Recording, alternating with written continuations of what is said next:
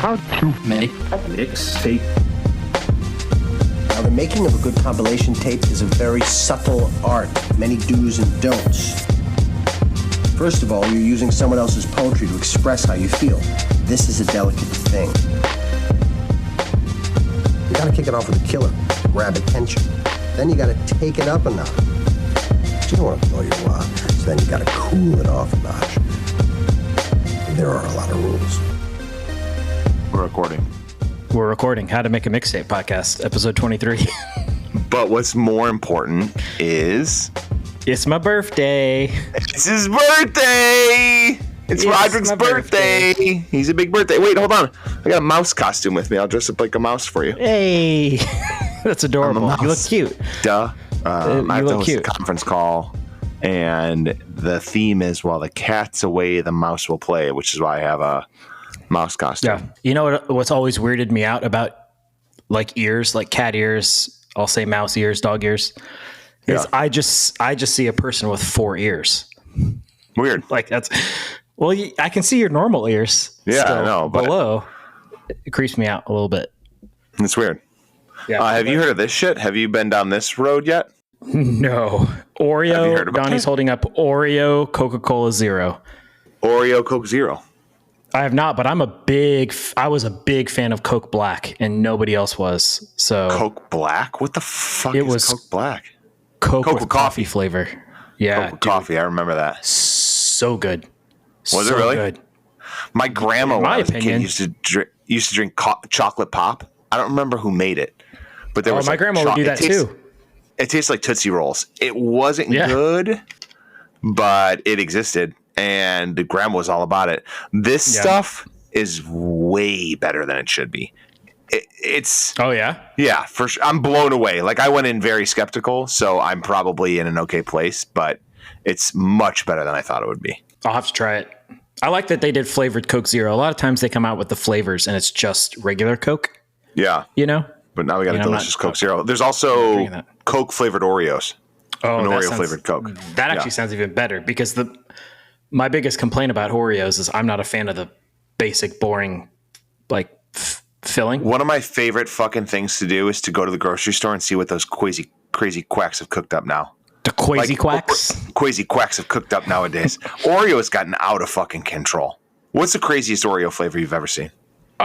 Well, first off, I have to confess, I'm just not a big Oreo guy. I think it's one of the that's most fine. overrated That's fine. cookies. However, craziest, it's not even a flavor. I know they have a bunch of flavors. Like they have the chocolate mint, they have the birthday cake, they have the vanilla, they have banana dude. pudding, all kinds of shit. You're going timid. Keep going. Well, I know there's all kinds of crazy shit. I'll tell you the craziest Oreo they've ever made is like What's the that? super uber double stuffed, whatever the biggest stuffed one. Mega stuff. That's the most ridiculous stuff. Flavor aside, like that is entirely too much icing and too much filling. Were you It's never a just too child, much. Rod? Were you never a little kid that enjoyed the ridiculous? That's the appropriate amount of frosting. My least favorite part of an Oreo is the filling. I like the chocolate Ask cookie. for fucking homework before the weekend. What? No, I was a kid that scraped the icing off of his chocolate cake because I just wanted chocolate cake. Just give me the chocolate cake. I don't need Jesus Christ. sugar. Now then I will say then I got older and now I appreciate like all the like good frosting, like the cream cheese frosting, the buttermilk frosting. Yeah. It's for that sure. cheap stuff that's just powdered sugar and like water. I'm still here for it. And I love that about you. I Googled a ranking of the 82 Oreo flavors from worst to best. I'll do number 82, banana split. That's the worst flavored Oreo. Number 80 is cherry cola. Okay. But let's just round out the top 3. So I'm scrolling, rounding out the top 3. Number 1, best wacky flavored Oreo, s'mores.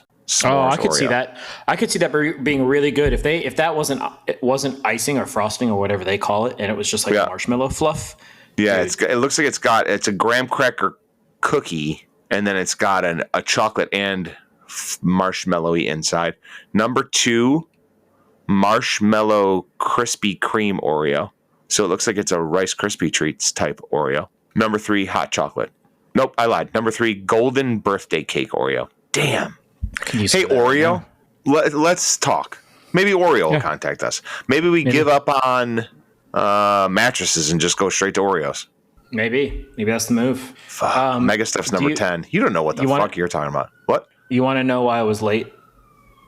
I want to know why you were late, and then I want to talk about how we're world travelers. Because I want you to tell me where you've all been, and then I'll tell you where I've all been. Where have I all been? I was late because I had to get a... Hold on. You had to get an ambulance to drive past your house? Fucking ambulance. Fucking people getting hurt and shit. I was late because I made myself a little Well, I had to go to the gym, and then I was there longer than I needed. And then I made myself a little birthday dinner. What'd you have? I'm so proud of myself for it. And I have to evangelize this to the world now. Let's hear it. Well, first off, I have to preface this with I made a Sunday roast yesterday. Okay. Like a British style Sunday roast. So nice. Flavorless. Roast beef, potato. Well, I put seasoning in it as an American. So I feel like I've upped it. But I made like a big Yorkshire pudding. Do you know Yorkshire pudding?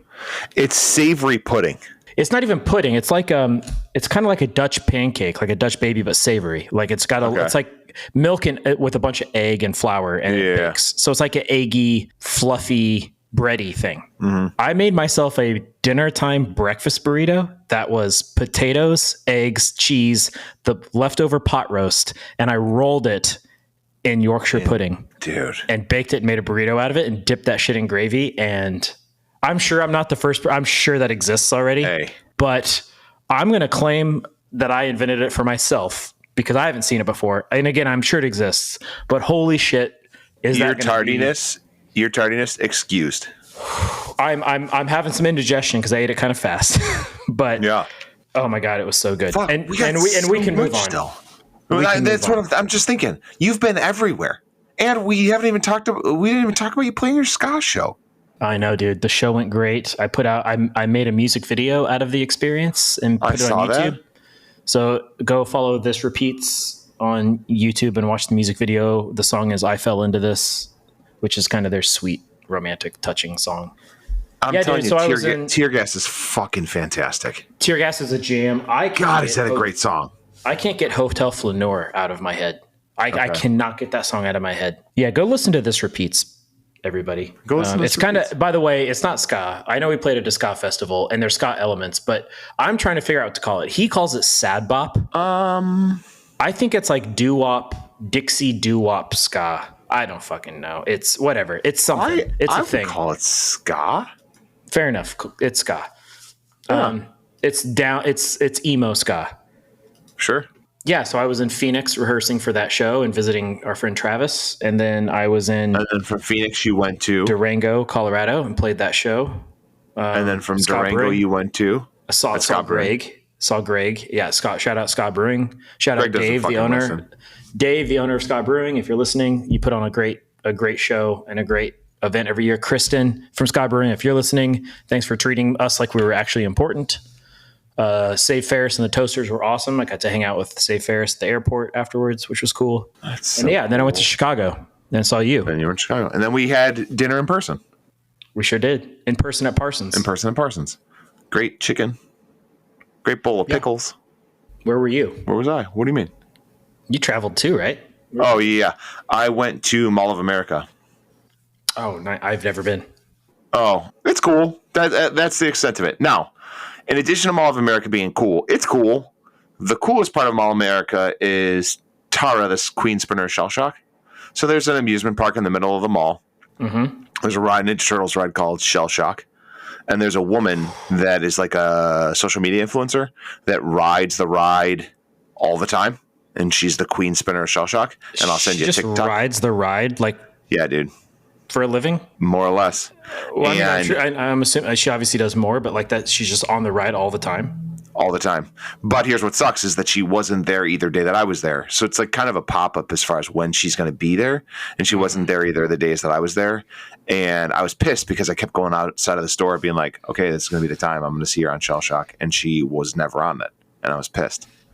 But I'll be back up there again, and she better be on the ride. I'm going to message her on TikTok and say, hey. Yeah, she better be. She better be on this ride. But she's the Queen Spinner Shell Shock. So it's this ride that like spins around. You go upside down.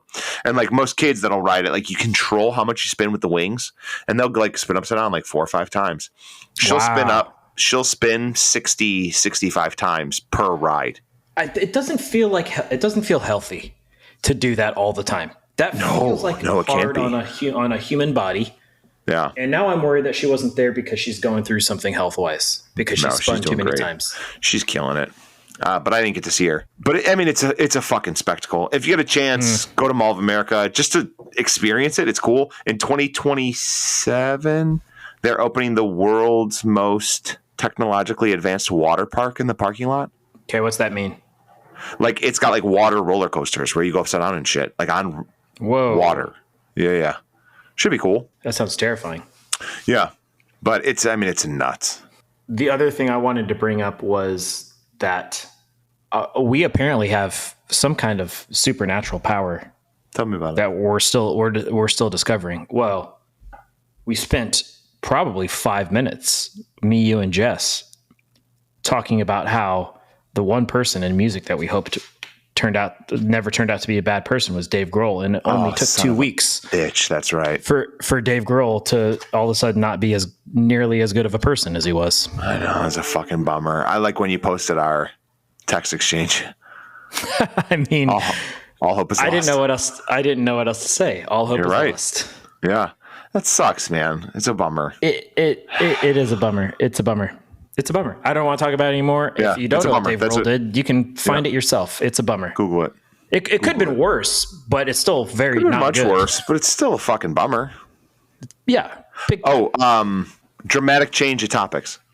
Yes, please. Jason sent me the list of songs. He's still working on it, so it's just the list of songs alphabetical with the name and the artist. Mm-hmm. Dude, we've recorded a lot of shit. I know. We've sent me the list. A lot. He sent me the list too. Again, you're right. He's adding in the genre and the episode and some of that stuff. But I was like, scroll. And I'm like, holy shit. That's what I'm saying. I had no idea. But when you think about it, it's 12 songs times 22 episodes. Yep. And for those of us that aren't good at math, 12 times 22 is real quick. 265 songs, 264 songs, not including honorable mentions. I hope you can hear the click of my physical calculator. I could hear it. I love that you have a physical calculator, and that's a lot of fucking songs. 22 episodes, 264 songs. And you know what, Jason? One, that second episode of yours is great. I've gotten a lot of compliments on it. But two, he called us out at the beginning he basically was saying that we're in general not very diverse and we just stay in our lane. And he did say that, yeah. And I've heard that as well from a couple of people.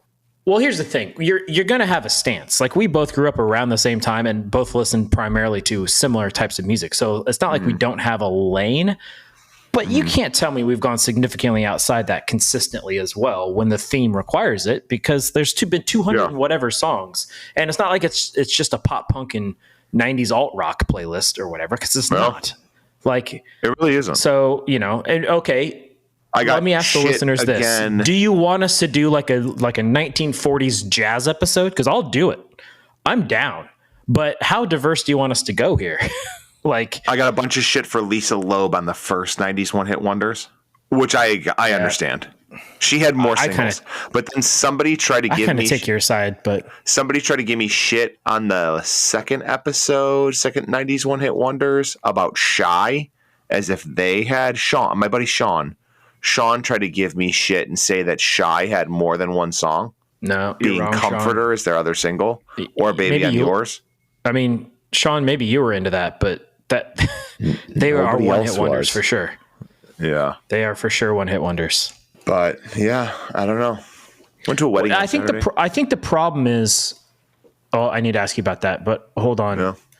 Okay. I think the problem is that there are one hit wonders that people legitimately are into their catalog, and that's awesome. Like, like who you like, be into the catalog, but it feels offensive if you're into somebody's full catalog and somebody calls them a one hit wonder. And it sounds like that's what Sean's deal is. Yeah, but it doesn't. That could be doesn't true. Change the facts. Doesn't change the facts.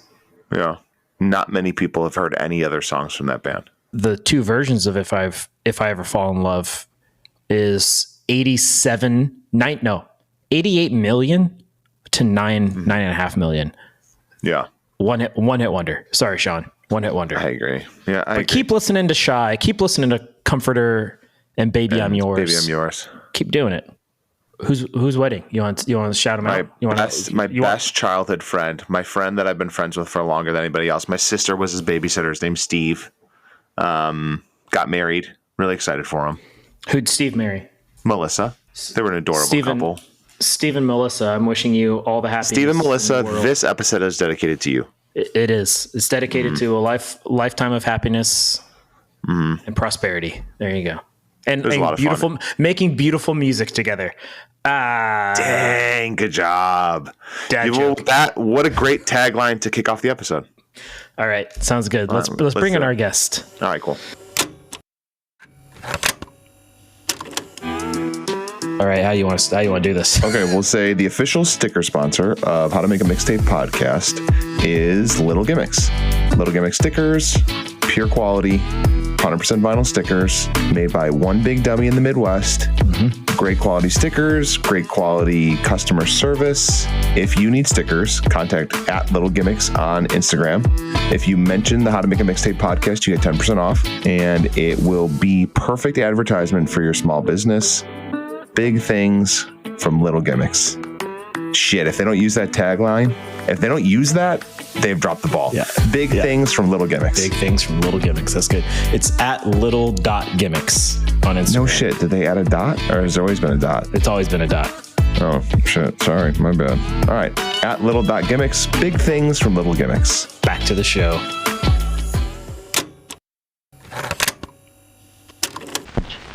How to make a mixtape. I would say you're the most jewelry guest we've had. Me? Yeah. Heavy jewelry coming from the beautiful land of Minneapolis. Thank you. You gotta show off a little flair every now and then, you know? Did you add your own tagline of Little Pot Smoking Bitch, or did Rod do that for you? Welcome to the podcast. Owner and operator of Holland Hyde Supply in Indianapolis, Indiana, Christian. So excited to have you. Thank you, Donnie. I'm so excited to be here. Rod, I'm so excited to be here. It's good to see you again, man. It's been too long. Too long, and you're like an Indiana boy. I know. And now, I know. You know. So it's pure Prairie League. Yeah, damn straight. But you're from like Bloomington, right? No, I'm from Indy. I lived in Bloomington for a long time. Yeah, but no, I'm from the west side of Indy. So west side. What high school did you go to? Avon. Oh snap! Hell yeah! Shout out Avon Orioles. Did you guys have high school rivalry? No, but I was north side, so I was a brat. You know. Yeah, Lawrence North, like north side, like Lawrence North, or no? I'm talking like Morris Lake, Noblesville. Oh, Noblesville. Yeah, yes. Yeah. Okay. Christian, couple of questions. Number one, what's your favorite wacky Oreo flavor? Ooh, I like the mint. I'm going to go for that. Okay. Just the mint ones. I'm with Christian on this one. That's probably my favorite of the. Because it's a real pussy approach from both of you. I've never had some of those weird ones. There's too many. I'm not going to the grocery store just buying up Oreos all the time. There's far too many. I mean, if you ain't doing double stuffed, you're fucked. So just get the double stuff. We disagree on that, Christian. I'm not a fan of double stuff. I'm not a fan of double stuff. Okay, Oreo mint comes in at like number. We were talking about this in the intro, Christian. Oreo mint comes in like 5th or 6th place. Out of like 83. Out of 84. That's high level performance, right? It's great. It's great. It's a great call. But like some of the wackiest of flavors, what's Moon Oreos? Is it like a moon pie? Is it just marshmallow in the middle? Yeah, it is. Great job. Right. I think that's a cop out though, because isn't just double stuff marshmallow like isn't it all the same? Right? I don't think so. It's cream frosting, right? I guess. And then second question is, Christian, what the hell you been up to, man? Tell us what you got going on. You got all sorts of cool shit going on. You got a cool background. You do cool shit. Tell us all about it. Mm-hmm. It has been cool. I do leather work, I guess, but we've gone to the side of manufacturing. So make bags, purses, small goods that we send out all over. But then we also do like partnerships as well. This is Playboy partnership. So it was our last big one. So we have it up on our conference room wall. Conference room His conference room wall, Donnie. His conference room wall. What a dick. Tell me. I still got a case of Busch Light though, so you know. Which I was also talking.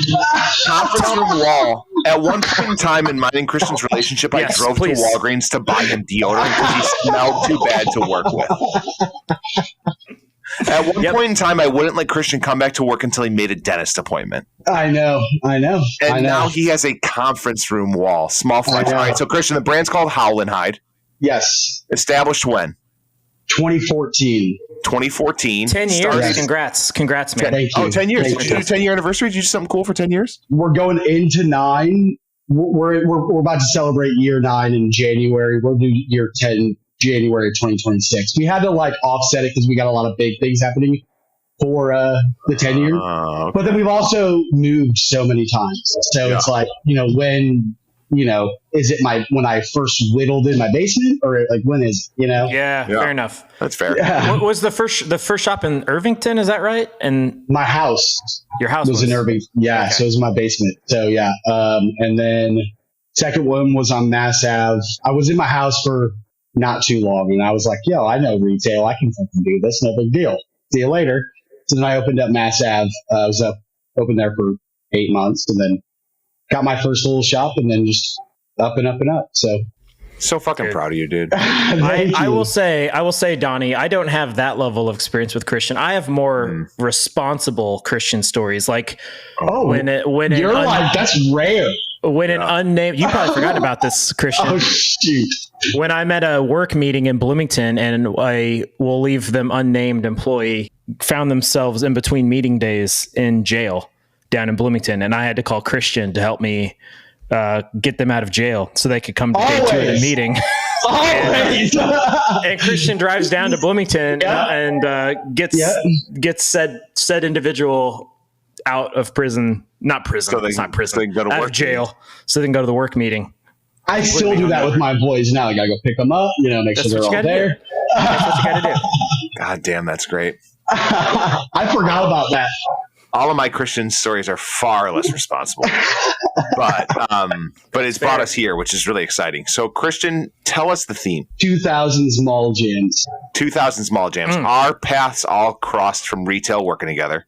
I figured that this would be the perfect one because after watching you guys and see what you guys have done, I've been contemplating it. I've loved every minute of it. Donnie, I can listen to you talk all day, but that's a bummer. Oh, ouch! That feels like a fucking dagger. I just remember his DM visits where we would secretly take pictures of people on our phones like this. Do you remember walking around the mall? Oh, yeah, sure. Always. So I wanted to do a theme that I think that we all know and love so much. Yeah, our paths probably all crossed early 2000s. So I know we did the Y2K episode, which was 99 into 2000, but this is probably more fallen 2006, 2007, early 2000s when you were probably running a 5-disc changer or a first generation clicky iPod. Yes. With the wheel. Yeah. So that's probably where this is rooted in. Maybe you had an 8 gig iPod and that was perfect music you could fit in one place. We were all in buttons. Yeah. We were all in malls at that time. I probably didn't meet you guys until 09. Yeah. That's 2010. Fair. But 2000, 2010 era, Yeah. I think it's crazy too because I thought about this recently that do you remember when we would all call each other on the phone at work, we would we knew everyone's number memorized. Hey, how you doing? And now it's that's not. Nope. I still have a lot of those numbers deep in here. Oh yeah, I'm sure you do. I still have some store numbers rooted deep. Just shoot out a number. Don't say who it is or where it is or what it is. 708-349-0831. Or I got 815-439-9105. So both Chicago, right? Both Chicago, yeah, for sure. Damn, yeah, I got some deep rooted numbers in there that that would end up in some funny calls. And it was you just spent time on the phone shooting the shit when you were supposed to be working for a long time. Yeah, it's part of working. You got to keep people happy. Yeah, 100%. I got to chat. I got to chat with my homies. And it would be a Tuesday. We got markdowns, and we're I could do that markdown in an hour. So I'm going to talk to my friend for 3 hours before my employee comes in. Easy peasy. Perfect. Done so well. Christian, I have a conference room now, though. Yeah, now you do. Now you're sitting in your conference room. Yeah. Christian, do us a flavor. Rattle off the rules of the mixtape.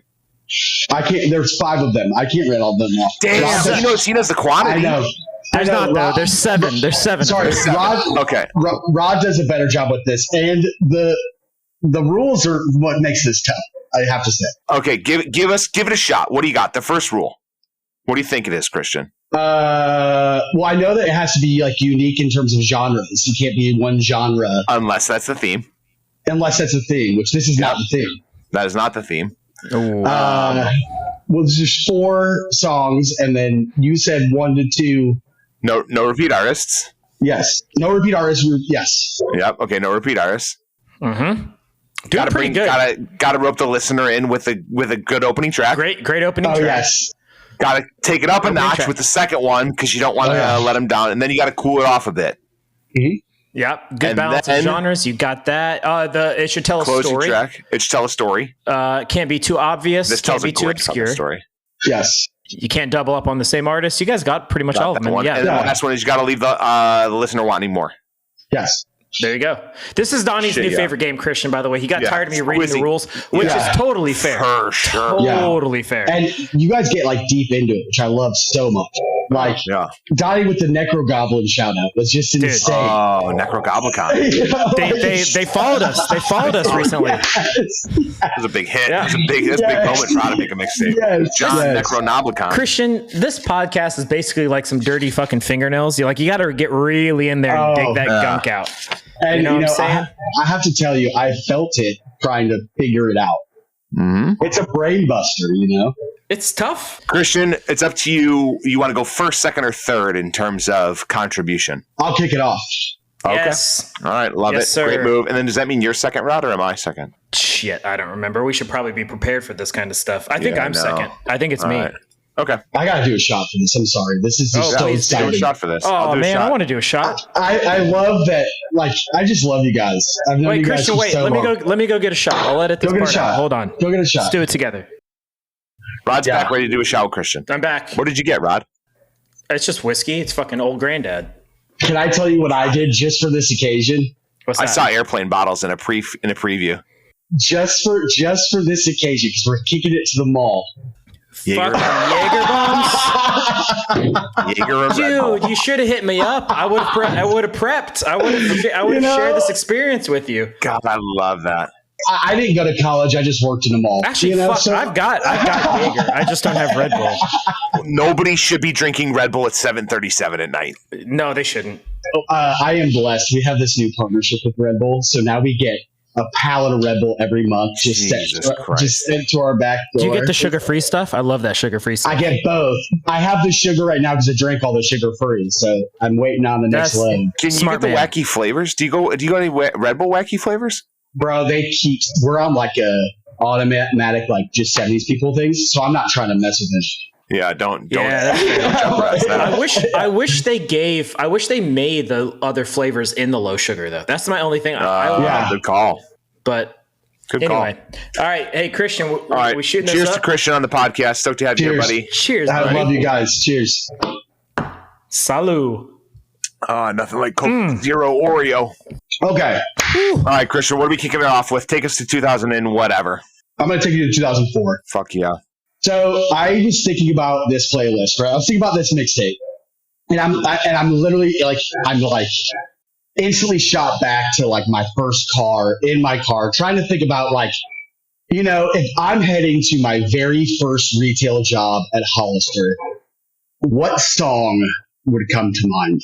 And that song is Beating Heart Baby, Head Automatica.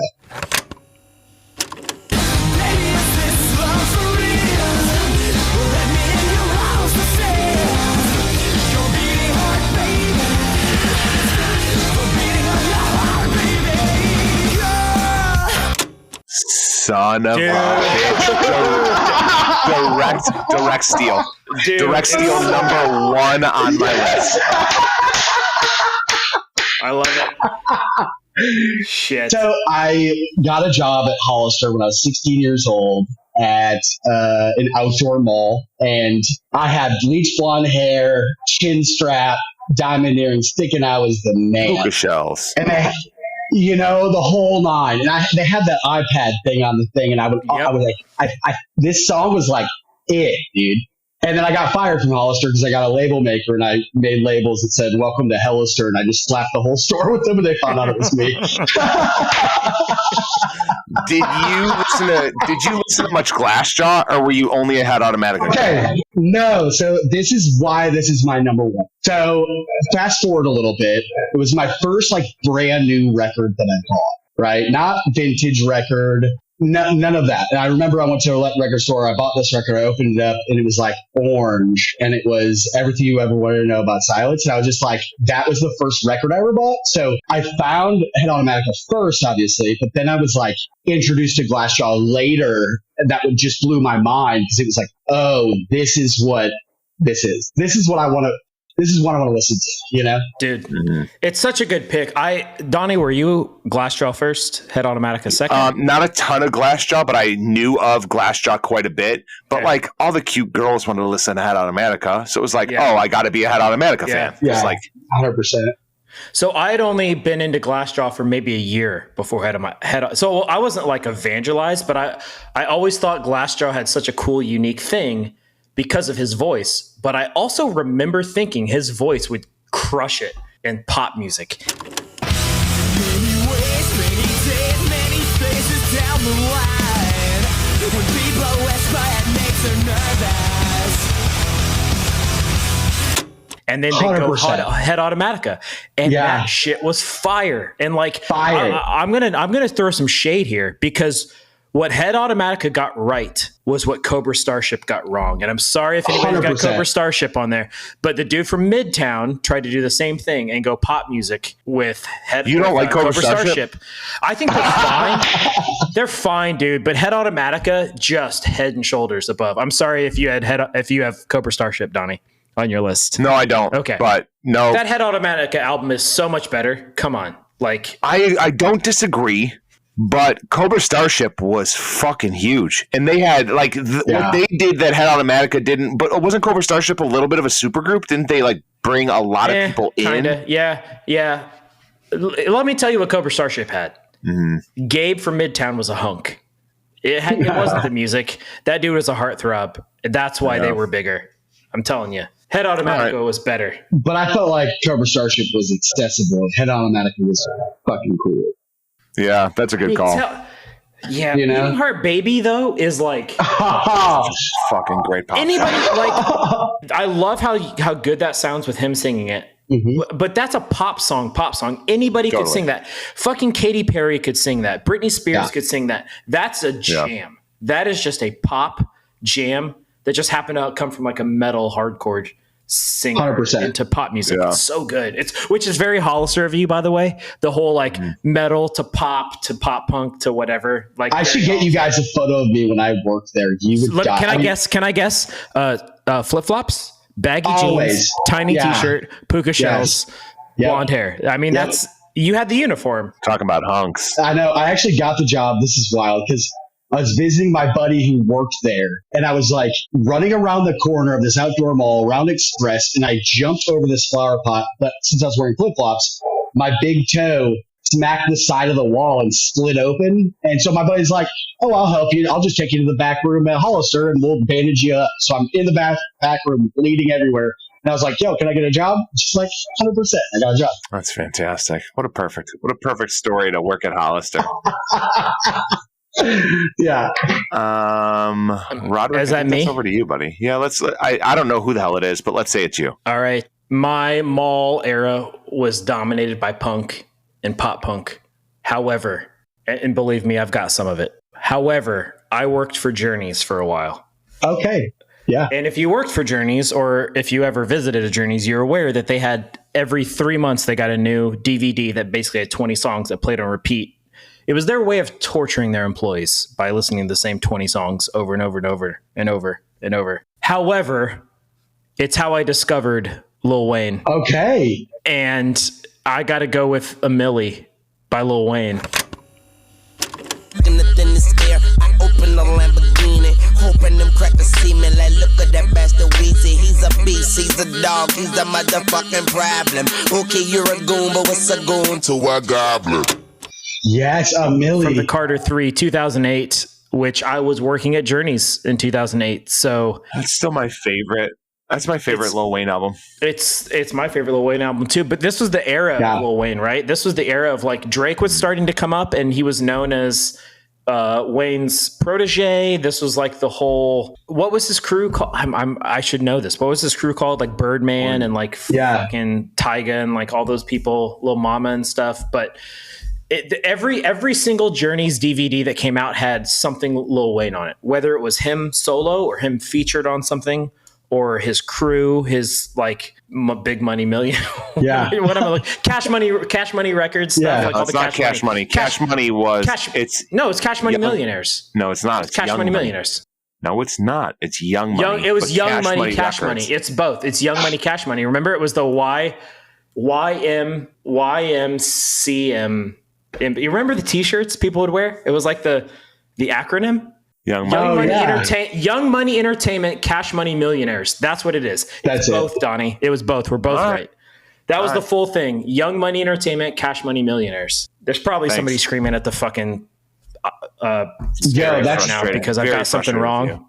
But I have to say that is a great addition because, you know, like you said, what you listen to being a pop punk kid doesn't matter when we're talking about Mall Jam. I did not put this on in my car on my own. I did not go home and listen to this, but I will say, no, but for the mixtape, yes, you know, like I don't want to listen to it now, but I would if I'm talking. It was one of the better of the songs. It was like the relief from the other garbage I was having. It was like, okay, when this one comes on, I'm like, I can get down with this. Like this is a jam. I don't even know that it's my favorite Lil Wayne song. But I agree, Donnie. This is the best Wayne record, I think, and this is the mall hit.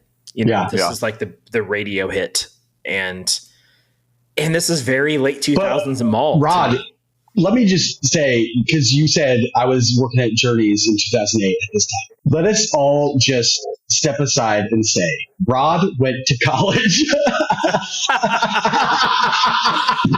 I was in college. Like Rod did not go the normal mall kid path. We were all like, no. Rod, why are you still at the mall? You know, It's because Christian. It's because I went to art school. Hey, well, it's because I went to art school. Yeah, so I had to work at the mall to feed myself. But you're right. Sure.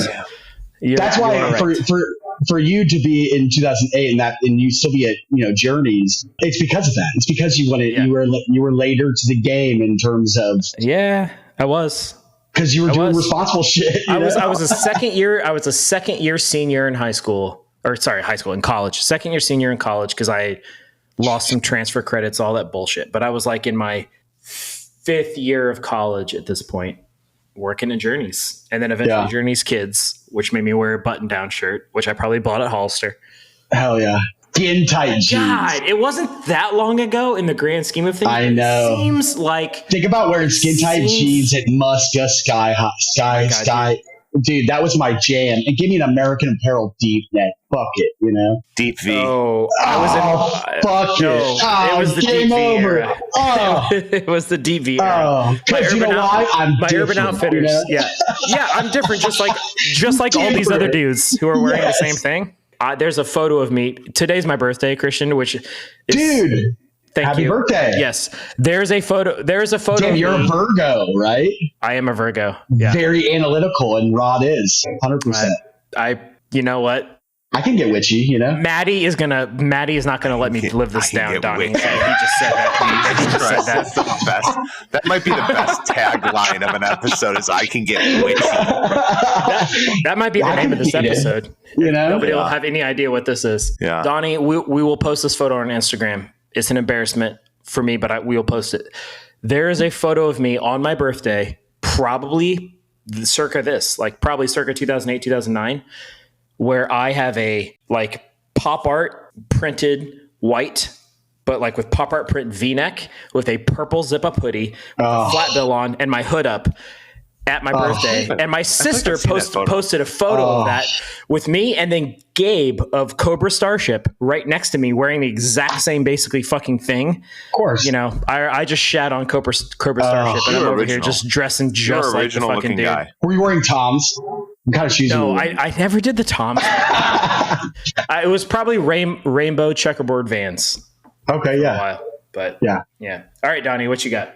I think I've had this song as an honorable mention, but I'm going to put this onto a mixtape this time, and it's going to be No Cigar by Millencolin.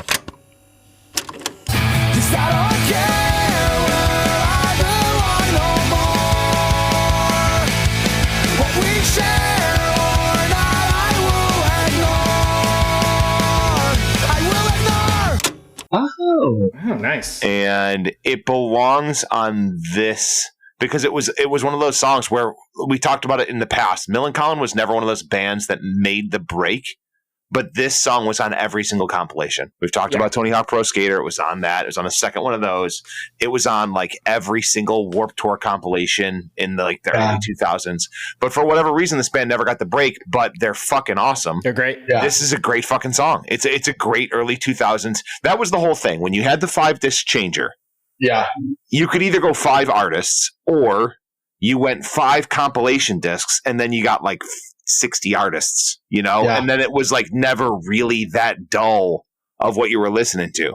So, you know, this was the song that you looked forward to coming through on the Warped Tour mixtape, because on the Warped Tour compilation disc, because it was like, fuck yeah, this is a great one. I don't want to listen to the fucking Distillers again, unless it's on somebody's choice. But we know sure as shit the Distillers are going to come up. But I loved this. I mean, they were that like ska adjacent punk too. Like this album, not so much. Like Penny Bridge Pioneers is a little more skate punk, but before this, they were like that ska punk thing. So I was heavy into them. And then did you see the recent? I don't know how recent. It's fairly recent, but the recent thing where it's Tony Hawk singing this song while the Millencolin dudes.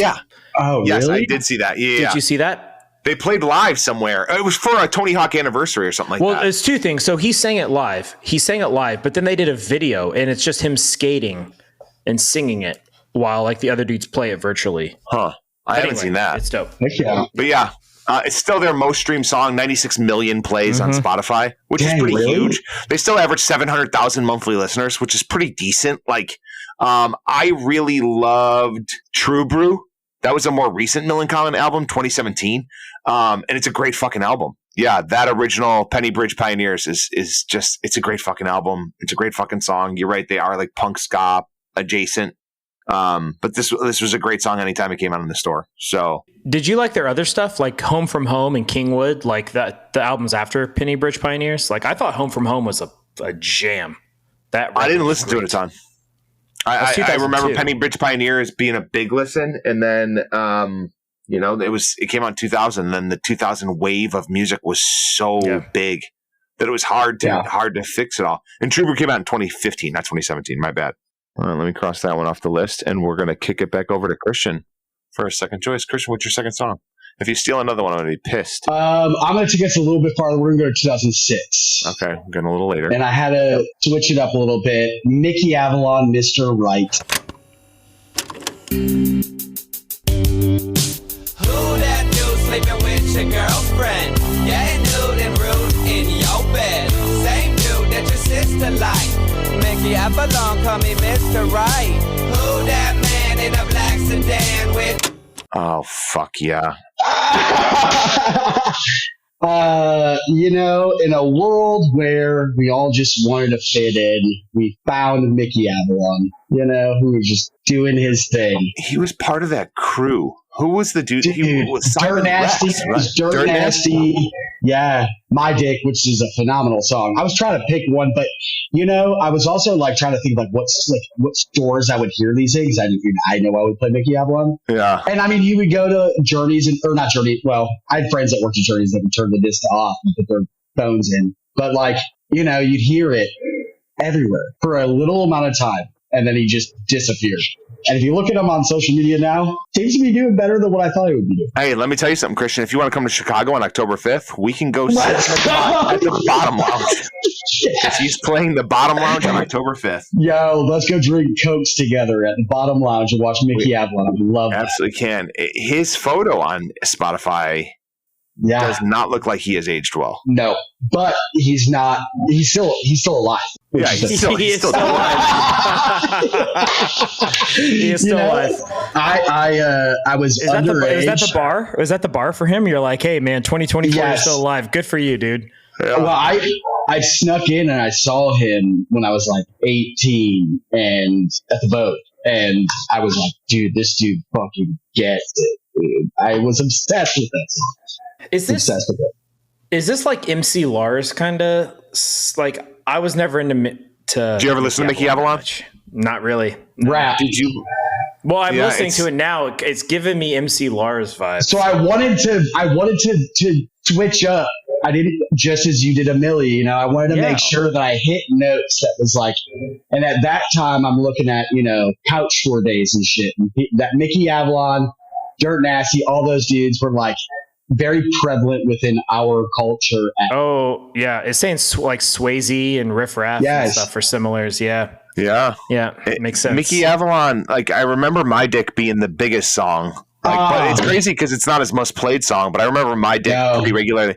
And like, he kind of fell in with, did you guys ever listen to Harmar Superstar? Yeah. Okay, so he, like, Mickey Avalon falls a little Harmar Superstar, in my opinion, who started out kind of white rappy and then turned real poppy. But Harmar, I think he's a fucking mailman now. I, you know, that time of my life, that was it, man. That was it in terms of how rap. bad did you want to be Mickey Avalon? I feel like the paths have they're kind of running by each other at this point.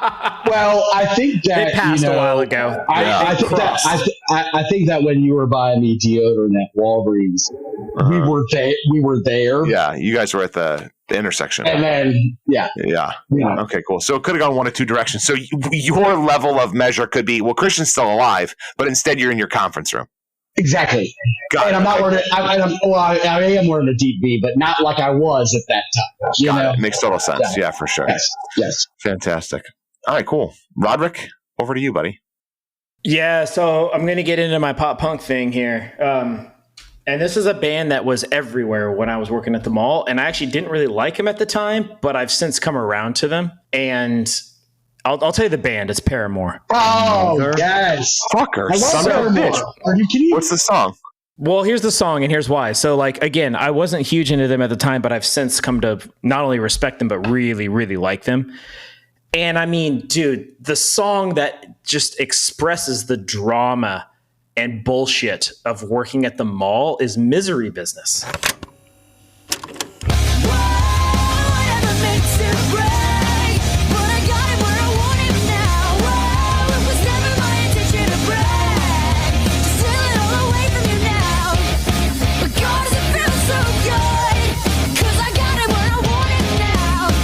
God damn it, dude. That's another direct steal off my fucking list. I mean, that's because we all worked at the fucking mall at the same time. True. Like remember those girls that were like, and I'm sorry to say those girls, I'll say anybody, but remember they're like screeching into the mall in their 2006 Toyota Corolla, all like, you know, disheveled, going to Spencer's Gifts for their shift at 8:30 in the morning, you know? Yeah, dude.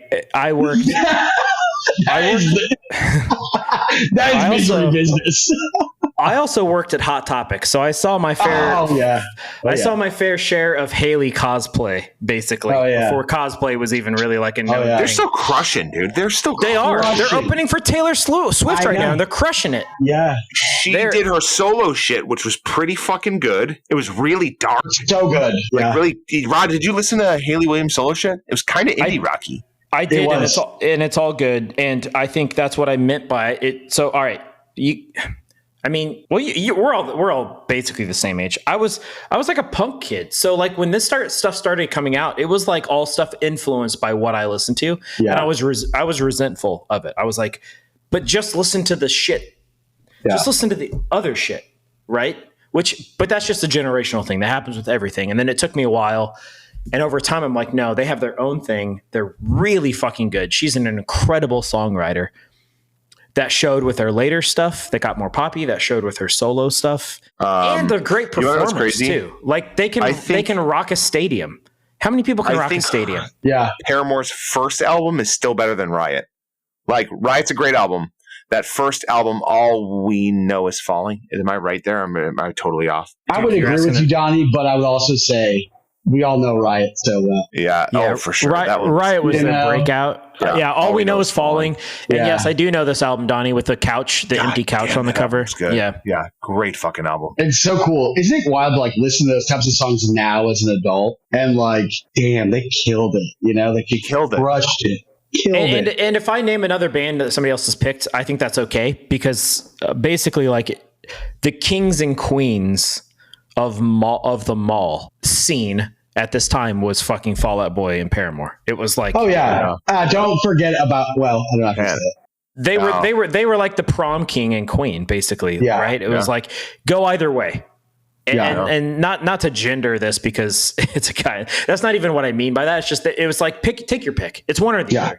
It's Fall Out Boy or Paramore. They're both like ruled the mall at this point. All right. And Fall Out Boy, Midwest folk, you know. Oh yeah. Oh yeah. All right, Donnie, what you got? All right, I'm gonna go. Sorry, you had two steals. Two direct steals, yeah, for sure. But like I said, I told both of you that when we started this, my picks were all cliche. So that just shows how cliche both of you fuckers are. So I'm going to go with this one. And yeah, totally. And this one I got a crazy story about this band going to see them at the Metro in Chicago on a... Do not. Let me think what the shoe line was called. What was the shoe line called? Macbeth. On a Macbeth shoe tour. Oh, what's his name? The band is The Used. Yeah. And the song is going to be The Taste of Ink.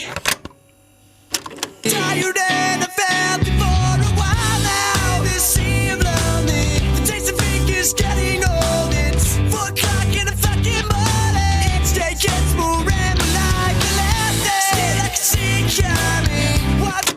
Bert. Yes, Taste of Ink. And that's going to be the song. And I went and I'm not going to go through the lineup, but I will say that the opener was like this kind of weird vampire band. And like they were wearing leather jackets. And I was like, these guys are kind of fucking awesome.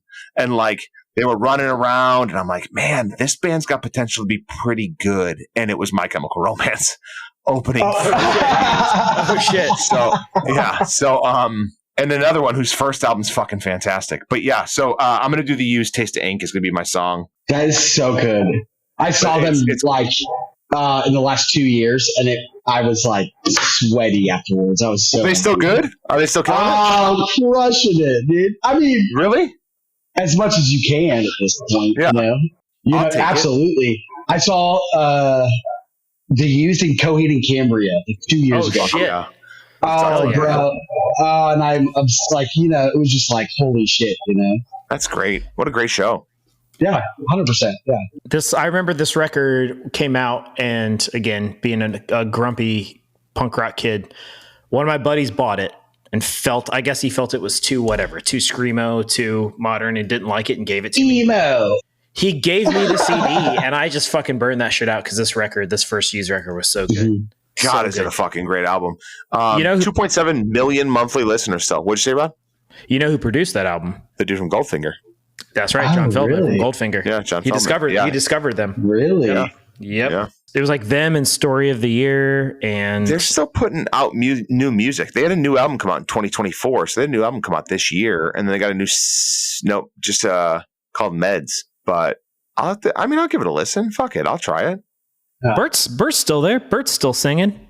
He's still doing his thing. I mean, I think 2023. I think he's actually the only member left. I think that's what it is, Donnie. Everybody else. I was always really impressed that on those first few albums, their bass player played with his fingers and not a pick.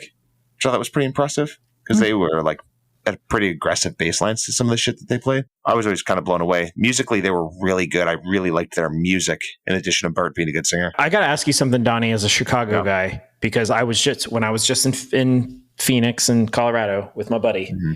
And we're reminiscing about back in the day and a band we were way, way into. If you say the band I'm writing down now. Also produced by John Feldman.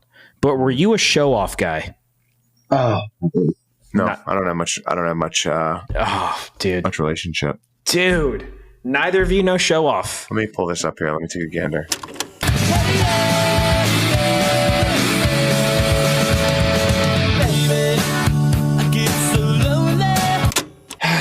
That's fine. That's fine. No, they were pretty underground, but Feldman produced their record too. They're from Chicago. My buddy just had tickets to a Cubs game once and just messaged the dude from the singer from Show Off randomly. It was like, I got an extra ticket to this Cubs game, and they went to a game together. Really? Yeah. It's a fun time. Donnie, being a Chicago guy, and I love this band so much, and I like ask my friends if they know this band, and they never heard this band. The Lawrence Arms. Fuck what, yeah, dude? Whatever. Who's never heard of the Lawrence Arms, bro? It is insane the amount of people that have never heard of the Lawrence Arms that I have talked to, and I'm like, are you kidding me? Are you kidding me? I mean, that's kind of shocking. I don't know. I don't know. I actually heard it like recently because they were in the mix of what my playlist would look like, blah blah blah, and I've had numerous people be like, I have no idea who that band is. And I'm like, that is insane. Are you picking them for your playlist? Is that what's happening? No. Mixtape. No. Mixtape. Sorry. We've had a couple big Brennan Kelly conversations on past episodes. We have. Yes. Yes.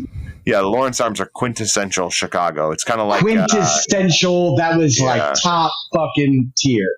Yeah, you kind of get them with a free sample of Tide in the mail. Like you don't really have much of a choice but to be a Lawrence Arms fan. Well, so. I'm gonna do another shot. And a shot of Malort. It's like a shot of Malort, some Tide. No fucking way. One more thing, because Christian brought it up. So my buddy, we were talking about Lawrence Arms because we both loved them, and he was like, "Dude, I heard an interview with Brendan Kelly, and this is gonna bring some shit full circle."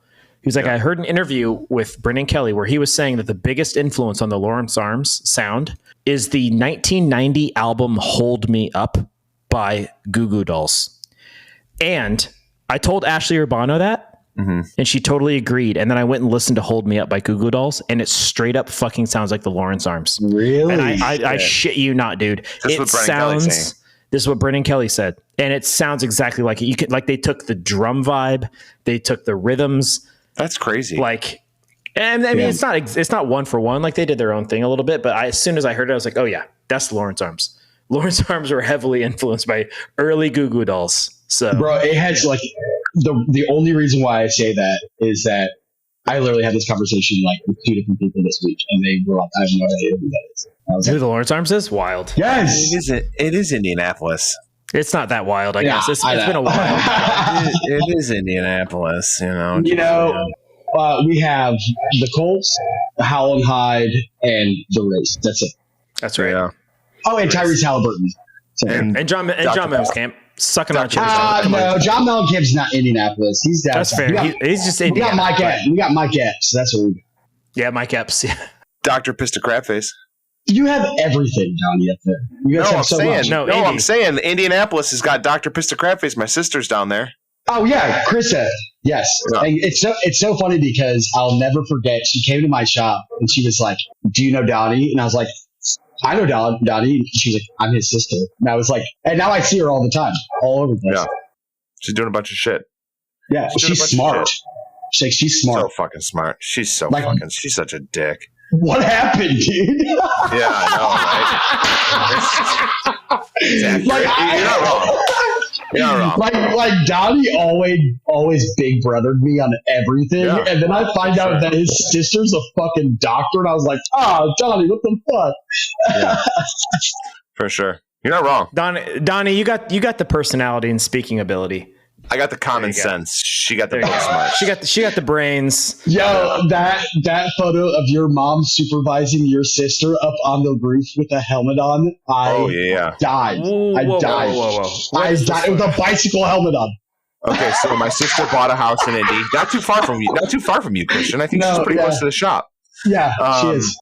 And I go down there to help my sister clean up her house, and she had just bought it, and there was an old shitty satellite dish for like DirecTV on the roof. And my mom is like, "Oh, honey, please, if you're going to go out on the roof, just do something to stay safe." And I'm like, "What the fuck do you want her to do, Mom? She doesn't have a harness. What are you going to do, tie her in ropes?"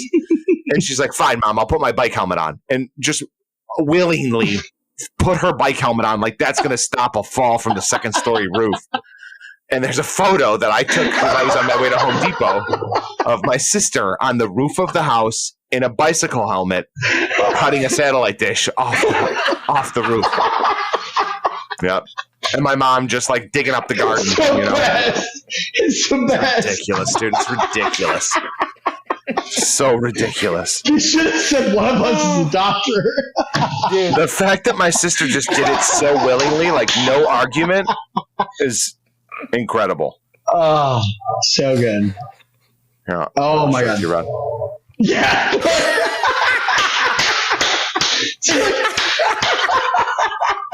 With a bike helmet on.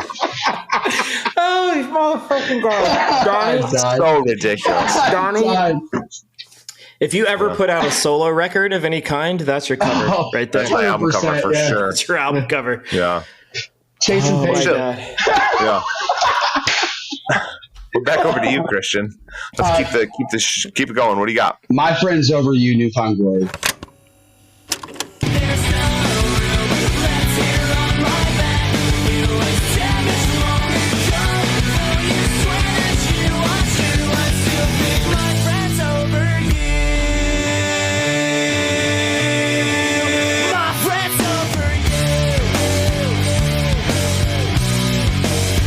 Fuck, dude. Another direct steal. That was a direct steal from me. We've had 3 direct steals on this episode, Donnie. Well, I guess we should have expected this. Like, this was the soundtrack to everyone's life at this time. Yeah. So, Donnie, you remember Peoria Mall, Northwoods Mall? Oh yeah, Northwoods. Oh yeah. So I am like I'm young. I'm a young buck, and I was like 18, soon to be 19 when I got that store in Peoria. And it's my very first day in the mall, and that store wasn't open yet. It's a brand new store, right? So I moved like a week before the store opened, and I drive into Peoria from Indianapolis, and I go over that bridge, and I see the city, and I see like the bridge, and I was like, this is gonna rock, you know? And I go straight to the mall, literally straight to the mall. And I just get out of the U-Haul that I'm in, and I go, and I'm like, okay, cool, that's the store. And I go up to the food court naturally, and I go to the Chinese joint, and the entire Newfound Glory band is in the food court. Oh, no shit, that's cool. Shit. And I'm like, what is happening? This is the coolest I made the best decision of my life. What? And so, Sticks and Stones will always go down as one of the best records known to man. So, I had to pick that. They still close with this song every time they play, and they shoot off confetti cannon. They shoot off confetti cannons every time they play it. They should. If they're going to do that, they should have confetti cannons. I couldn't agree with you more. I saw them a lot. Mm-hmm. This was the biggest band for me for probably a good 4 years of my life. They were the band from my senior year of high school. So my senior year of high school is when that self-titled record came out. What year did you graduate, Rob? 02. Oh, you guys are both older than me. So hit or miss that, or that self-titled record came out in 02. I remember listening to it during class, during study hall with my friends or whatever. Wait, did you just turn 40? Discman's 41. Oh, okay, never mind. I was about to do 41. Hell yeah. That was last year. You missed it. Thanks a lot, jerk. 365 days late. Yeah, dude. I don't know. This band invented a genre of music, basically. They merged hardcore and pop punk, and it's easycore, and all those easycore bands are because of this band. All that mall punk, modern mall pop punk is all because of NFG. They have to be on this list. So I don't care if I picked them or you picked them. They have to be on this list. We talked about it on the breakdown episode where they were the first ones, and then we talked about A Day to Remember leaning a little heavier, but still being totally digestible in terms of pop punk. And it's totally true. Have you guys seen the 2024 release, A Whole New Sound? No. Oh, why don't you go ahead and do yourselves a favor and look up the new Disney release album, A Whole New Sound, of all pop punk bands covering Disney songs. So it's pop goes punk goes Disney. Yeah, for sure. Including Newfound Glory covering Part of Your World from Aladdin. Oh, and so awesome. Magnolia Park, who I'm not familiar with, but they cover One to One from a Goofy movie, which is the Tevin Campbell song. The best Goofy, probably the best Disney song. What am I talking about? One to One. It's Eye to Eye. What the fuck am I talking about? Plain White Tees covering Surface Pressure from Encanto. No big deal. Give it a listen. But Damn, so Ron, right. you were an NFG fan. Yeah. Big time. Great call. It's had to. Yeah, you're right. You want to know something wild though? I've never seen them live. Still to this day. Nearby. I've never seen them live ever. Serious? Never, always ever. Always missed shit. them. Yep. They play every single day. I mean, they're tour. They'll be in Indy probably in 2 weeks if you just check the calendar. They're never not touring, so that would be worth. I wonder where they'll be. Johnny, my shop's right in front of the Hi-Fi, which is the best music venue in Indianapolis. I love that spot so much. They're playing Riot Fest, so they'll be here the 20th. They'll be here this weekend, so that means they're probably going to Indy shortly thereafter. No way. Where are they going to play? I assume so. They would play the Hi-Fi, which is right across the street. They wouldn't play Egyptian Room. No, looks like it's mostly West Coast shit. But they do have 2 days in Chicago, 3 days in Chicago. They're playing every day of Warped Tour. Really? Hell yeah. I just saw, dude, crazy that Warped Tour's coming back. Well, wait, did I say Warped Tour or Riot Fest? You said Warped Tour. You said Riot Fest? Oh, but then you said Warped. But then you said Warped Tour is coming back. Well, all right, what do you got? You know what you just did, Christian, is you just freed me up because I was like, hell yeah. I've got too much pop punk on here. What am I going to do? And then you just took one of mine. So now I don't have to be stressed about it. So this band overlapped. It you would hear them in Express, but you'd also hear them in the cool stores too. And there's a few bands like that, but for some reason this band just screams mid 2000s, late 2000s mall to me, which is Cut Copy. And the song's Hearts on Fire.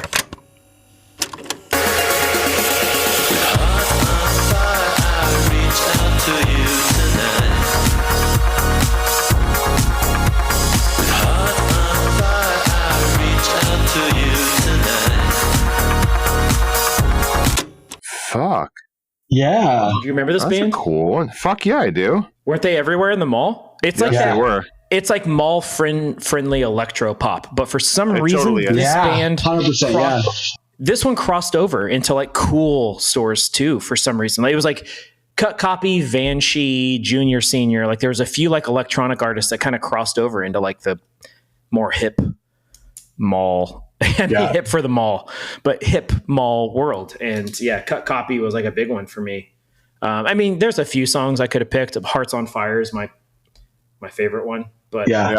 Great call. Great pick, Rod. That's a great pick, Rod. It's hard to even explain to people who didn't experience this at the time. But there was this crossover of electro dance, indie dance stuff that the kind of hipster kids were into. You would hear this an Urban Outfitters but they were the more socially digestible version of LCD Sound System. I agree with that. They're less artsy, a little more less digestible. Repeat that, Donnie. That was perfect. They were the more digestible version of LCD Sound System. Yes, that's a perfect way to put them. Yeah, it's great. 100%. Yeah. And this also makes me think of, and I didn't think this for the playlist, I'm sticking with my pick, but do you remember that the Knife's version of Heartbeats? The Knife? Fuck, I should have picked that song instead. Fuck, too late. But it's a Jose Gonzalez song, I think, or is it? No, maybe it's just the Knife. Jose Gonzalez did a version of Heartbeats. Sorry, the band is the Knife, and the song is Heartbeats, and it's an original from them. And I'm regretting. I am regretting picking Cut Copy now. Why don't you make that your fourth pick? No, I've got my fourth pick. So, but honorable mention, Heartbeats by the Knife. I'll just say it now, and we'll talk about it. Sounds later. good. Fuck, that's an even better version of this. But whatever. They call it Cut Copy though. It's that whole vibe. It's that whole vibe. It's that electro pop in dance sleaze, the Gossip, Junior, Senior, all that stuff. Fucking Chromeo would fall into that. Chromeo, The Faint, even a little bit. They're a little more punk. All right, we're over Donnie. to me, and I'm gonna dodge the son of a bitch. Never mind. All right, we're going Finch. What It Is to Burn.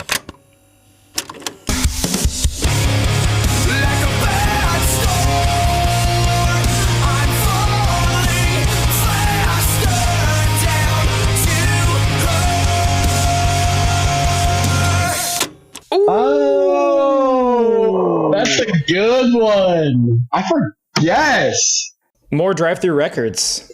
Yep. And again, they were one of the artists that played at that Used show. They were the other artists. So I didn't want to go through the whole lineup. So it was My Chemical Romance, The Used, and Finch. We got free tickets through Macbeth Shoes. And My Chem opened, and nobody had fucking heard of them. And then Finch and The Used, like, dual headlined. And really? It was fucking awesome. Yeah, for sure. That was the show. So now I got two artists from the same 2006 show. But that's like, they were fucking awesome. That fucking album is so good. What album's it off of?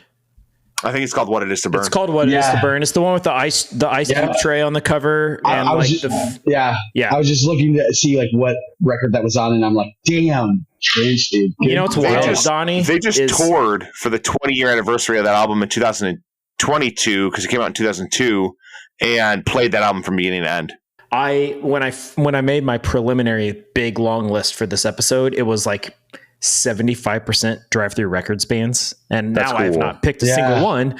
But this just tells me that label was like, oh yeah, it was the mall. That label was the mall from like 2000 to 2010. I mean, Dashboard Confessional, NFG, Finch. For sure. Like all those bands, other bands that I have on my long list that I won't name. Do you remember Dashboard Confessional just fucking your computer up because you were just trying to download songs, dude? Oh my God. Oh, I remember sitting in study hall in high school reading the alternative press issue with on the cover. Hell yeah. Hell yeah. I have a theory that if you watch his Unplugged, which the whole thing is available on YouTube. Yeah. And I messaged, so Brian Scotto is the main producer from Hoonigan, which is like a car club thing. Mm-hmm. And I'm pretty sure he's in the audience of that Unplugged.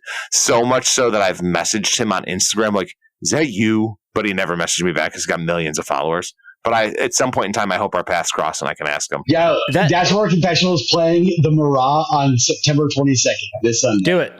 Come down. Just do it. Who else is playing? Boys Like Girls and Taylor Acorn. Boys Like Girls would be pretty good. Dude, here's the thing about that MTV Unplugged. That MTV Unplugged was cool.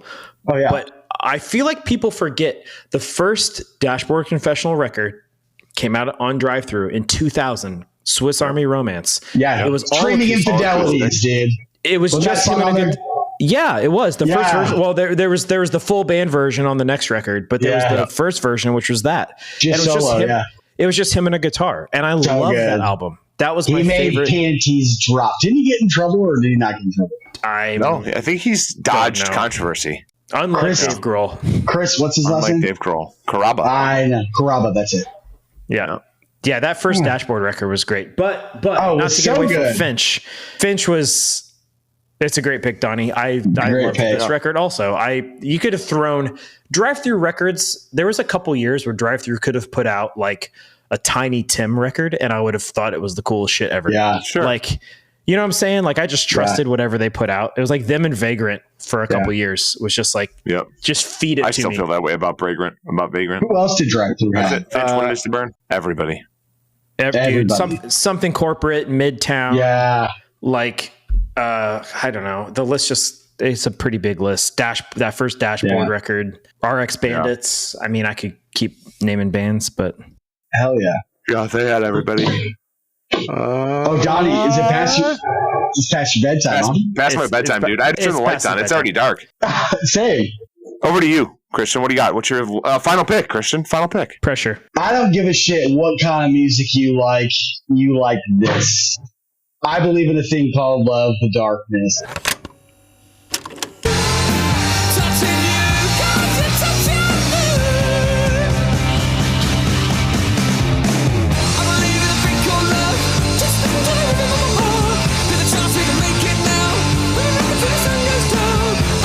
Repeat song. What? No. The Darkness. Yeah. It's been on. Oh, you did that? Oh. Yeah. All right. Then not that one. No, it's okay. We can have our first repeat song if you want to do it. It's got to happen at some point. No, I don't want it. I don't want it. Was early. It was early on in the series. Oh, I can't go any song that's been on that podcast thus far. Yeah, you can. That's what we're saying. You can absolutely pick it for this mixtape. He's just saying it's It's the first time we've had a repeat song. God, of course it has to be fucking me. Of course it had to be you. It's embarrassing for sure, but no, Christian, fucking go with it because we've had 250 some songs. Since I'm gonna look straight in the camera. Since I am the very first repeat song, I'm gonna work my damnedest to get you guys double the amount of listeners and subscribers that you currently have. Oh, I'm gonna fucking hold you to that shit. Yeah, let's fucking go. We'll leave it in there. But we'll give you an audible. Rod, do you think we should give him an audible? No. Well, he can talk about it. No. He can talk about it in his honorable mentions. I think he stays with this because this is part of this mixtape. I will be the fucking one that does it. Fuck him. You know what, too? The anti-Dave Donnie, don't look at me with disappointment. I've seen that for years. Hold on. You know what? Of all the songs to be the first double pick on a mixtape, this is a great one because Justin Hawkins is awesome. But wait, did somebody else say this episode though? No. That's what we're saying. This is the first time it's ever been said, or the second time it's ever been said. Correct? Yes, this was on another mixtape. This is the first song we've had on 2 mixtapes. Damn! So all the other songs I picked weren't picked. That's crazy. This was on the sibling episode. Because there's... Oh, yeah. I goofed. I can't believe I remember that. But somebody to share that with Krista or get out of here. Yeah, you and Krista, Christian. I'm down for that. I'm going to do a shot for Krista right now. Krista, this is for you. Did you hear about that song just recently? Did you hear what just happened? No. Oh, fucking A. Okay, so that song played at a Kansas City Chiefs game that Taylor Swift was at. I did see that. Yes, I did see that. Taylor Swift sang it. That was not a Kansas City Chiefs game. What was it? U.S. Open. U.S. Open. That song moved into the top 10 most streams. Yes. What happened? Because Travis and Taylor were together singing it. So Travis. Yeah, because he's wearing that dumb Gucci bucket hat that I would totally wear. Dumb fucking Gucci bucket hat. I would wear it though. Of course you would. You'd rock it too. In addition to that, she wrote that dude like a really sweet note. Of course she did. He took his daughter to go see Taylor Swift, and he was like a hero to his daughter. It's a really cute Instagram. He also just sang backups with fucking Banda AL9, Rod. That fucking duo, the Hispanic duo that I sent you. Yep. They're the shit, man. Well, I also, since we're just fucking talking about how awesome Justin Hawkins is, which means in 2 weeks some shit. So this is a good first time then. What happens? I'll agree with this. So Donnie, do you remember Ren that I picked on the crying episode? Yeah. Christian, have you ever heard of the artist Ren? R-E-N?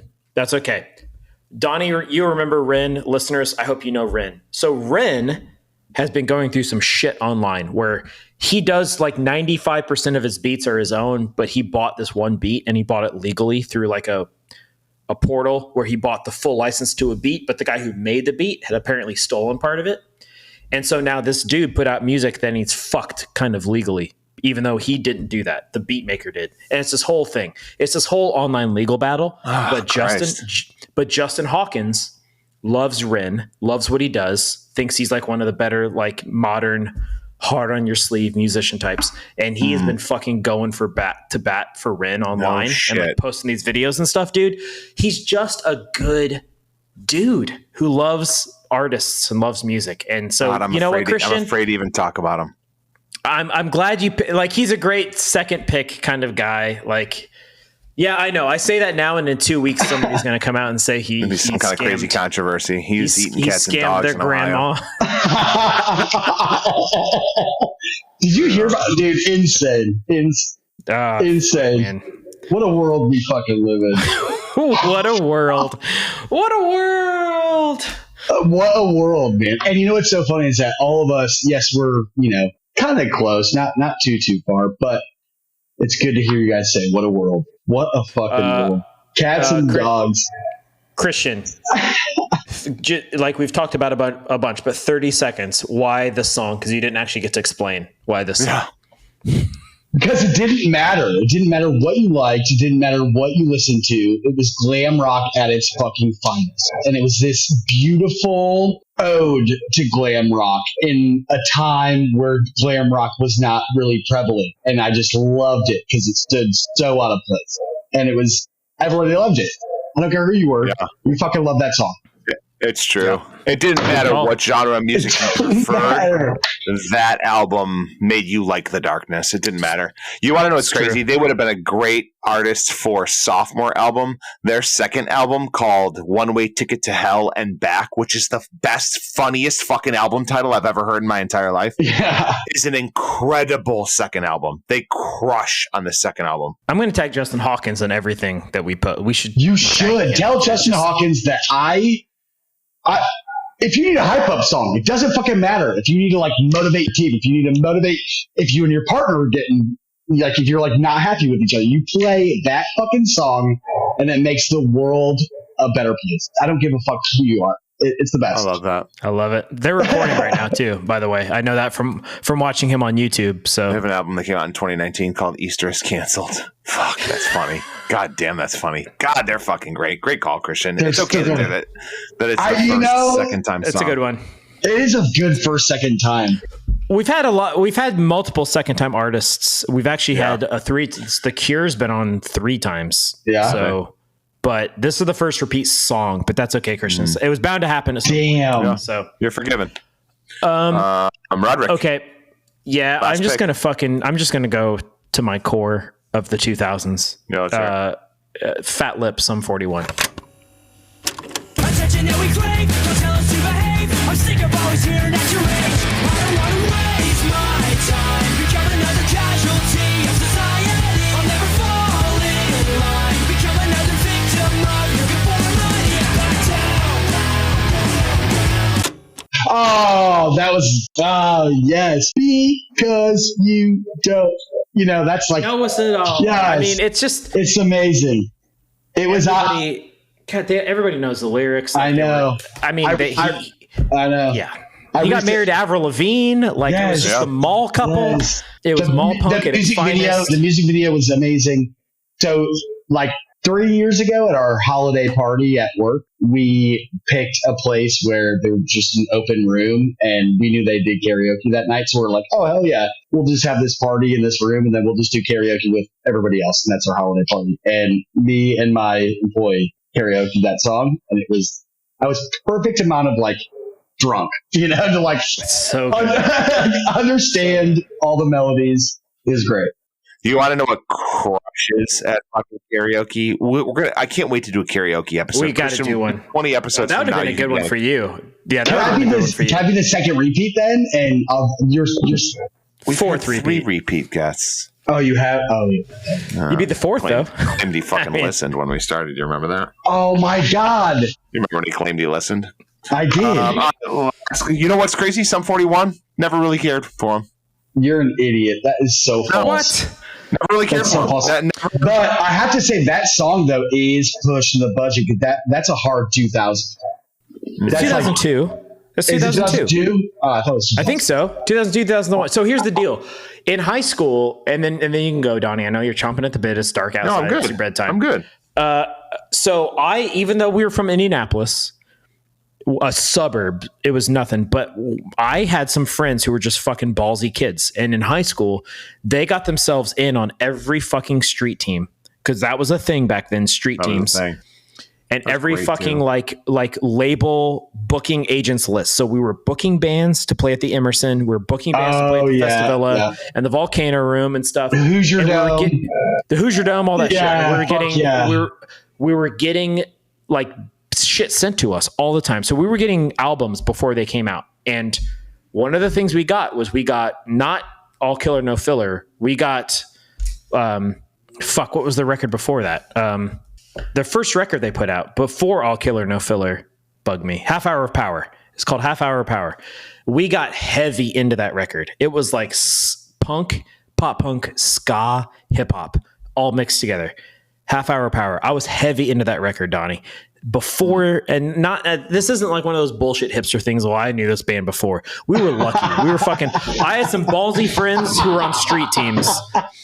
That's all it was. And then when this hit, I was like, yeah, I'm not surprised because this shit is catchy as fuck. I'm not surprised that this is all over MTV. I'm not surprised that this dude's marrying Avril Lavigne. Like, if you had to guess how many monthly listeners, if you had to guess, unless one of you already pulled it up, how many monthly listeners is Sum 41 averaging? 300 million. To overshoot it. It's a way to shoot for the stars. I was blown away with 11 million. Yeah, it's fair. 11 million? That seems low. 11 million monthly listeners still. And they just put an album out in 2024 called Heaven and Hell.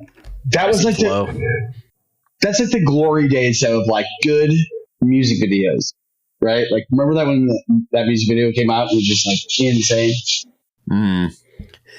It was like Trailer Park Boys mixed with like a skate video. Yeah. They were at like that pool, jumping off the diving board. You don't need yet. I'm sorry, Donnie. I'm sorry you never got into Sum 41. I mean, no, I just didn't for whatever reason. It's because you don't like Canadians. Oh, that could be it. It's possible. Dang. All right, Donnie, what you got? Fuck, man. I'm trying to. I want to audible in the fourth quarter here, but I don't have anything set up. So I'm going to go with the band that made the violin cool, and I'm going to go Yellow Card. I'm going to do Ocean Avenue.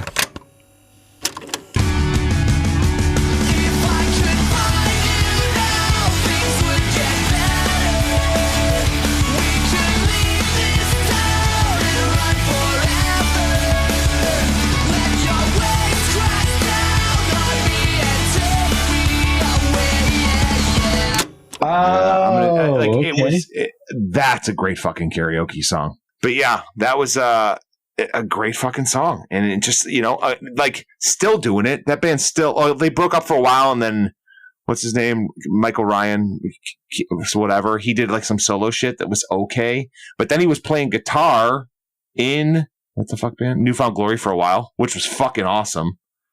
When the singer of Yellow Card was playing guitar in Newfound Glory, but then he stopped and went back, and then Yellow Card toured again, and then they played this album like when everybody did that 20-year reunion. Yeah, but yeah, they were the band that made fucking Violin cool, and that dude still does backflips off of a drum riser. Yeah, this album was huge. This was like total OC mall rock era, right? Sure. Like, like it was, everybody was dressing like Seth from the OC. Oh yeah, shopping at Hollister, and Yellow Card was all over that weird iPad. 2, maybe 3 pop colors, Yep. For sure. You never know. Insane. But listening to punk rock or whatever, well, pop punk. Yeah. Did you ever listen to One for the Kids, Donnie? The album before this? I don't know that I did. Oh, dude, it's fantastic. It's fantastic. Yes, it's so good. If you if listeners like Yellow Card, please go listen to One for the Kids if you haven't. I listened to the album. They put out an album. I don't know if they put it out recently or it was the follow-up to this. I can't remember. But the album was called, should have had it pulled up, something with Sales. Lift the Sail? That was 2014. So it might have been post to this first one. And that album's fucking awesome. Crash the Gate is a great song. But it's like a little darker, a little post, very California pop punk, and it's really good. So if anybody wants to dip their toe in some later Yellow Card, that would be the one to do it with. Oh yeah. We played a show once in Indy. I'm trying to remember the venue we played at. The Rehearsal Studios. Played a show at Rehearsal Studios, which I don't think is around anymore, and it was my band opening, of course, because we were local, but it was Homegrown, Alistair, 2 Drive-Thru Records, and Yellow Card. And I spent the whole evening God, I'm old. The first prequel Star Wars movie had just come out. Episode 1 had come out. Yeah. And I just ate pizza in the back stage with the Alistair and Homegrown guys and just talked about Episode 1 of Star Wars the whole night. And the Yellow Card dudes just made fun of us the whole time. Yeah, they were probably outside flirting with girls, and you guys were like, "Oh." And this was right before schoolist. Yeah. I mean, that's totally 100% correct. It was the nerds and the guys who were about to blow up because they were about to put out Ocean Avenue. Yeah. And get all the Hollister girls. Somewhere Down on Fullerton is a great fucking Alistair song about the Fireside Bowl. Dude, Kiss Me, Diss Me from Homegrown was on my long list for this. So great mall song. Yeah. Honorable mentions. Christian, what is your honorable mentions? How many do you have? You got a lot of them? I got 2. I had a shitload. But I had to put a bunch of honorable mentions in because my songs kept getting stolen. Yeah. So look at my I'm participating. This is my note. I'm like over here let's go. I love that. Where does the go Tegan and Sarah? Dude, I had the what was the ghost one? Yeah, I had a Tegan and Sarah song on my long list. It's hold on. I had Walking with the Ghost. Walking with the Ghost. I was walking with the ghost. Dude, think about this, Sarah. Yo, think about this. And a lot of people that liked a lot of different types of music loved Tegan and Sarah. I know hardcore kids that love Tegan and Sarah. I know pop punk kids that love Tegan and Sarah. I know, whatever. Everybody loves Tegan and Sarah because you listen, you just get it. It reminds me of it being 9:30 in the morning. I'm hungover as fuck going to open the store.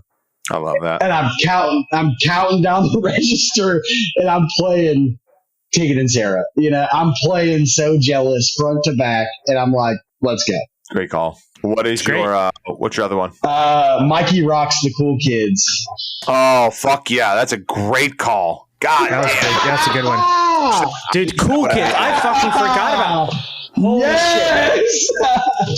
Dude, I forgot about the Cool Kids. I saw them at Lollapalooza once around this time, and they crushed it. Yeah. Donnie was his boss. Yeah. No shit. Yeah. Mikey Rocks worked in the fucking store. Yeah. Did he really? Was it Orland Park? Where was it? Orland Park? Yeah.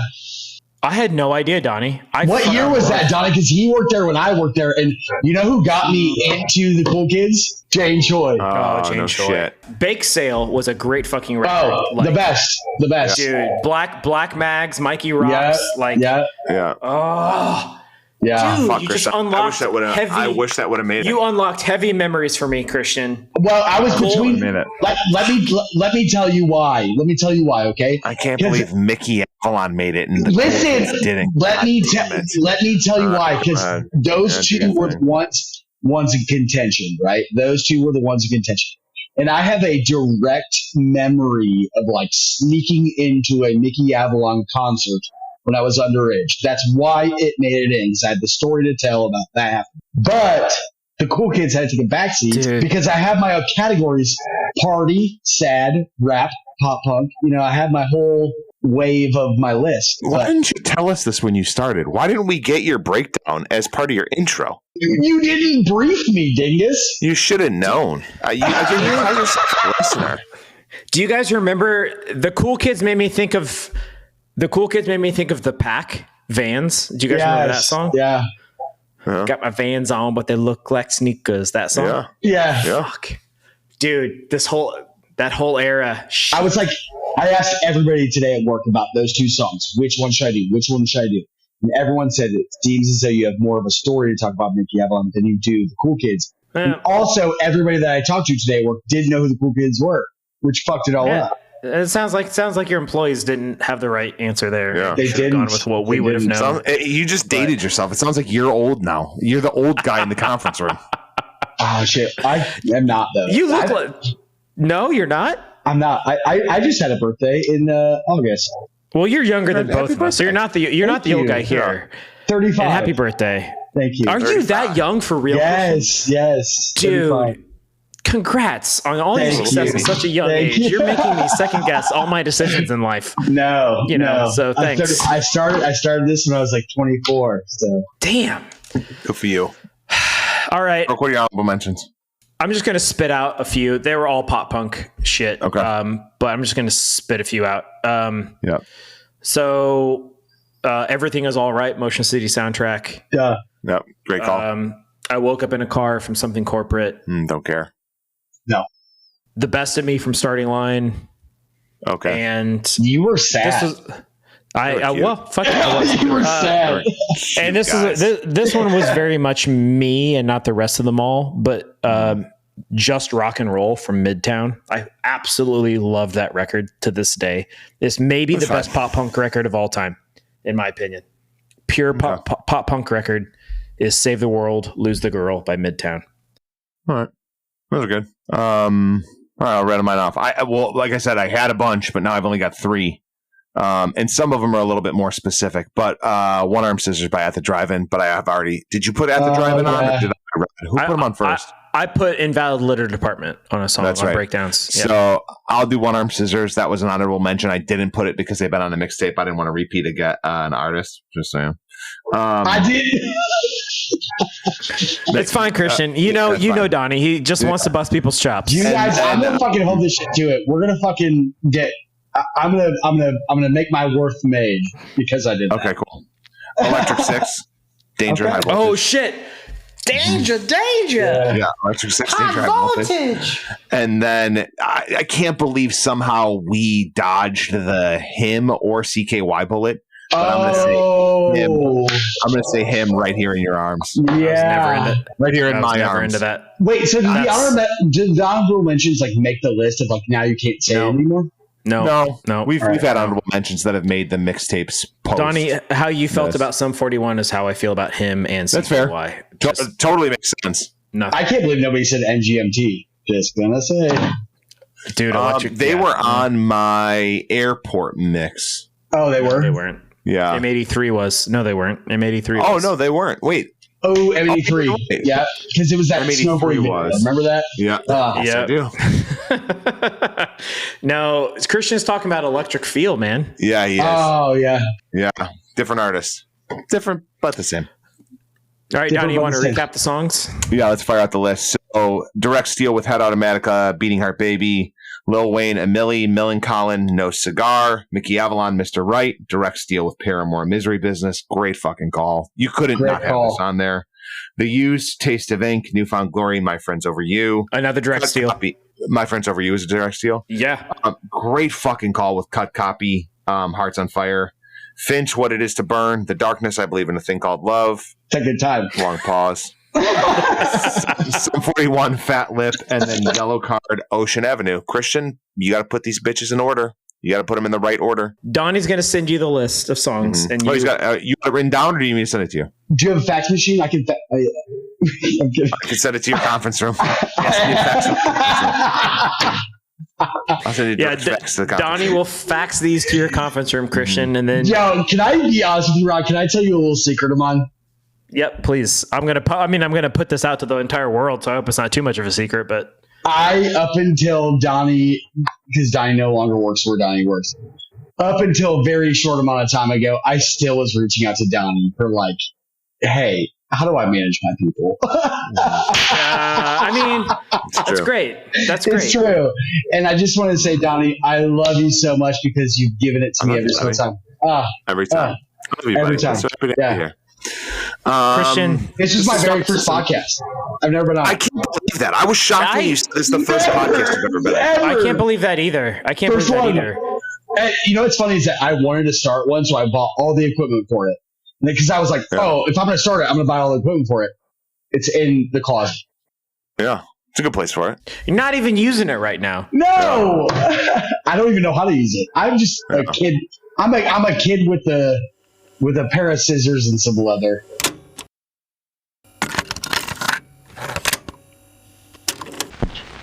How to make a mixtape. Hey man, congrats on Howlin' and Hyde. Thank you, buddy. Rod, for you. I think we need how to make a mixtape bags. I think that we need a bunch of shit. I think we should try to sell some T-shirts first, and then we should get some bags. We're getting there. Listen to this, okay? So we have had very few orders, which is hysterical.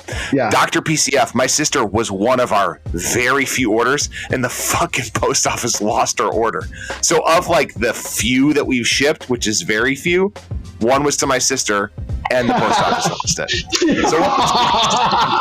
So merch. We're killing it in terms of selling merch. And I have to say, I have an idea because I love you guys so much, and I love this so much. I listen to podcasts all day, every day. My favorite thing in the entire world. this is my first time doing it. I was like and if you go to my Instagram, you see I'm not nervous. So like I was like very nervous coming into this. I was like, oh shit. That's cute. That's cute. That's sweet. Yeah, That's very sweet. 100%. Yeah. Christian, we're so fucking happy to have you, buddy. Yeah, thanks, man. This is great. I love you both so much, and I had loved to reminisce about our, Warrior days. Yeah, man. This has been a good time. Appreciate you. Appreciate the Busch Light you've been drinking the whole time. And Rob, I have to say, I have one thing to say to you. Yeah, say it. Did you know that Nottingham Forest is one of 4 teams that is undefeated so far?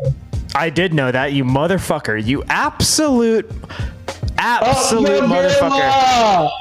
Dude, are you a Villa fan? Let's go. I'm an Ozzy Osbourne fan. Okay. No, I am a Villa fan. I have a jersey. Yeah. Christian, this was a blast. We're probably going to have you on again for sure. Because you're a fucking hoot, man. You always have been. Thank you. Thank you, Rob. Dude. I love Congrats you guys on your success, so much. Dude. Hey, Donnie. you guys as well. Hey. Seriously, this is the best. It's good seeing you, man. Until next time.